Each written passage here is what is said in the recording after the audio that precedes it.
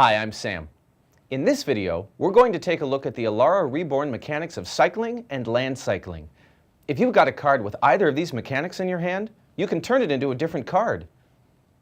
Monstrous Carabid, for example, is a creature card that has cycling.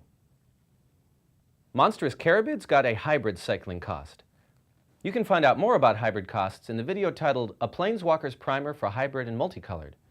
For now, let's just examine how cycling works. If you're holding a card with cycling like Monstrous Carabid, you've got a choice. You can play it as normal or you can cycle it. To cycle it, you pay its cycling cost, which in this case is either 1 black mana or 1 red mana, and discard it. The result is that you draw a new card. Whether to cycle a card depends on the game's situation. Monstrous Carabid is a 5-mana creature that requires 2 different colors of mana. If you don't have 5 mana or you can't produce one of the colors, you're probably better off trading in Monstrous Carabid for a new card.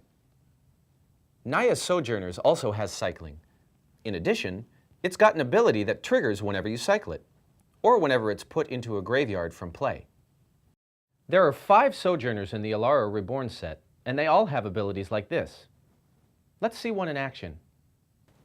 I'll play Terror to destroy Naya Sojourners.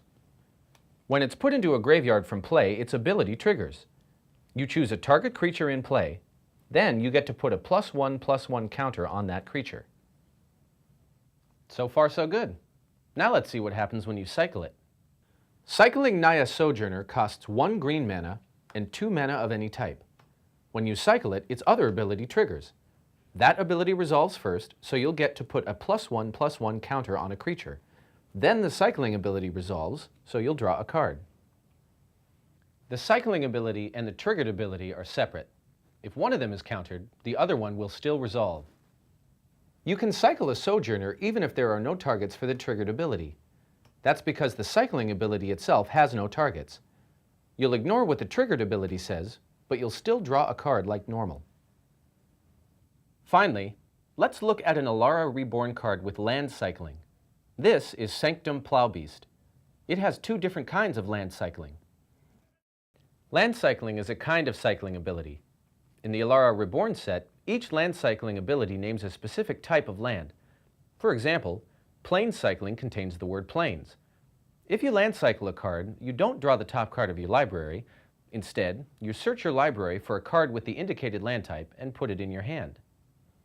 Even though Sanctum Plowbeast has 2 kinds of land cycling abilities on it, you can use only one of them. If you use the island cycling ability, you'll pay 2 mana, discard the card, and search your library for an island. If you use the plain cycling ability, you'll pay 2 mana, discard the card, and search your library for a plains. Land cycling abilities let you search for cards with the appropriate land type, not just cards with the appropriate name. If you plain cycle Sanctum Plowbeast, you can find a plain old plains, of course, but you can also find a snow-covered plains, a Mistvale Plains, or a Temple Garden, among others. Cycling may seem like a pretty basic mechanic, but it's actually got a lot of variety. Enjoy!